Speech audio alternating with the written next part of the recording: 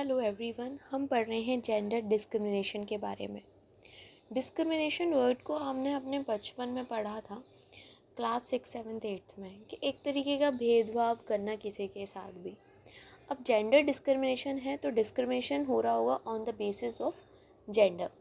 अगर आपको अब आप थोड़े से बड़े हो गए हो, आप बीएड के लिए इसको पढ़ रहे हो, तो आप जब इसकी डेफिनेशन को लिखेंगे तो थोड़े से तरीके से लिखेंगे। तो ये डेफिनेशन आप लिख सकते हैं, the systematic exclusion and differential treatment of individuals based on gender is called gender discrimination. बात वही है जो मैंने आपको बताई, लेकिन आप जब इस तरह की डेफिनेशन को लिखते हो तो थोड़ा सा अच्छा प्रभाव पड़ता है। ठीक है, ये एक तरीके का हम किसी को भी मतलब कि एक्सक्लूड कर देते हैं, निकाल दें, या उसके साथ कुछ अलग तरह के बर्ताव करते हैं, उसको अलग तरह का ट्रीटमेंट देते हैं, इसी को डिस्क्रिमिनेशन करना कहते हैं। और जब हम इस चीज़ को जेंडर देख के कर रहे हैं कि वो मैस्कुलाइन है कि फेमिनाइन है, तब इस चीज़ को हम जेंडर डिस्क्रिमिनेशन कहते हैं।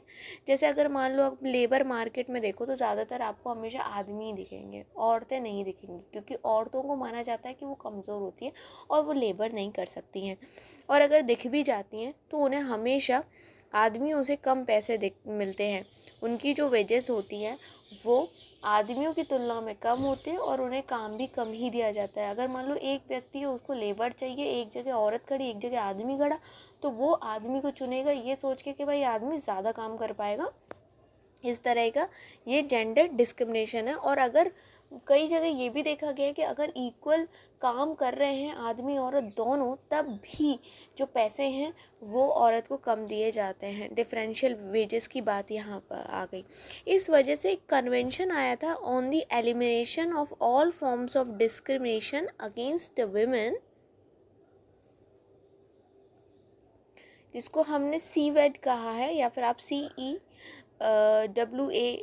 इस तरीके से बोल लीजिए। तो ये 1979 में आया था और इसने हर तरह के डायमेंशंस पे फोकस किया था जो वुमेन के राइट से रिलेटेड थी, ताकि वो हर तरह के डिस्क्रिमिनेशन से फ्री हो जाए। ये चीज़ आप याद रखिएगा। देखिए देखिए जेंडर डिस्क्रिमिनेशन का ना बहुत बड़ा इम्पैक्ट इकोनॉमिक ग्रोथ पे भी पड़ता है। अगर किसी घर में अगर लड़की जो है एजुकेटेड रहेगी, है ना, तो वो घर का माहौल बहुत पॉजिटिव हो जाएगा। अब यहाँ पर ये एजुकेशन की बात कैसे आ गई, जेंडर डिस्क्रिमिनेशन कैसे? अक्सर देखा जाता है कि लड़कियों को पढ़ने नहीं दिया जाता, और अगर पढ़ने दिया जाता है तो उतना नहीं पढ़ने दिया जाता जितनी सुविधा एक लड़के को मिलती है। जितना एक लड़के को पढ़ाने में माँ बाप इंटरेस्टेड रहते हैं, उतना लड़की को नहीं रहते। आजकल ये चीज़ें बदल गई हैं। मैं भी एक लड़की हूँ और मेरे माँ बाप ने मुझे पढ़ाया, तब मैं आपको जाके पढ़ा रही हूँ, और मेरे व्यूअर्स में बहुत सारी लड़कियां भी हैं। लेकिन अभी भी आप अगर गांव में जाके देखेंगे, अगर आप कंपैरिजन करोगे तो लड़के से ज़्यादा लड़कियों से ज़्यादा लड़के को ही पढ़ाने में इंटरेस्टेड रहते हैं लोग बाग। क्यों? क्योंकि लड़का हम लाके उनको देगा, उनको कमाएगा, लड़की की तो शादी हो जाएगी।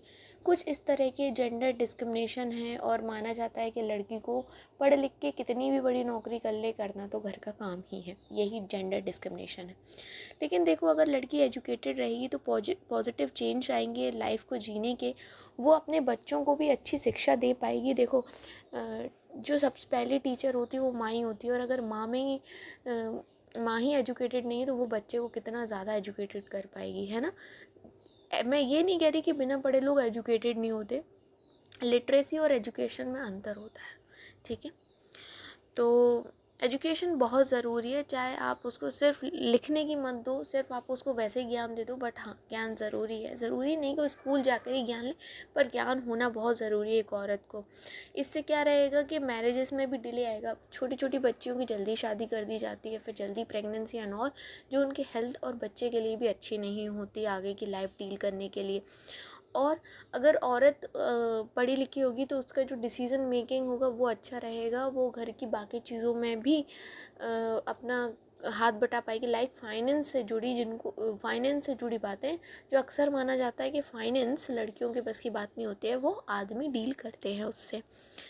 और एक और चीज़ है बहुत इम्पॉर्टेंट, कि जब वो एजुकेटेड होगी, उनके बच्चे एजुकेटेड होंगे, तो आगे आने वाली जो हमारी जनरेशन है वो अच्छी निकलेगी। और आगे आने वाली जनरेशन बहुत ज़्यादा अगर अगर हमारी आने वाली जनरेशन अच्छी होगी तो जो हमारी कंट्री है वो अच्छा डेवलप कर पाएगी। एक कंट्री कब अच्छा डेवलप करती है, जब उसके लोग हेल्दी भी रहें और पढ़े लिखे हों। पढ़े लिखे होने के बाद उनको अपने स्किल्स को यूज़ करना है। तो इस प्रकार से आप थोड़ा और इन्हीं पॉइंट्स को, ये मैंने इस तरीके से एज अ पैराग्राफ लिख दिया। आप छोटे छोटे पॉइंट करके लिखना कि अगर गर्ल एजुकेटेड है तो शादियों में डिले हो जाएंगे। फिर इस बात को लिख देना कि early pregnancy and all. Second point में आप लिख देना अगर गर्ल एजुकेटेड है तो बच्चे अच्छे पढ़ेंगे। थर्ड आप लिख देना कि अगर गर्ल एजुकेटेड है वो अपने घर का अच्छे से ध्यान रख सकती है, लाइक गंदगी एंड ये सैनिटेशन प्रॉपर, इस तरह की चीज़ें, जैसे बारिश में पानी जमा ना होने देना। क्योंकि पानी जमा होगा तो मच्छर आएंगे, मच्छर से बहुत सारी बीमारी आएंगी, तो हेल्थ। तो इस तरह की चीज़ों को आप लिख सकते हैं और अपने आंसर को थोड़ा बड़ा कर सकते हैं अगर वो 16 या 20 नंबर का आता है। तो ये था हमारा जेंडर डिस्क्रिमिनेशन के बारे में।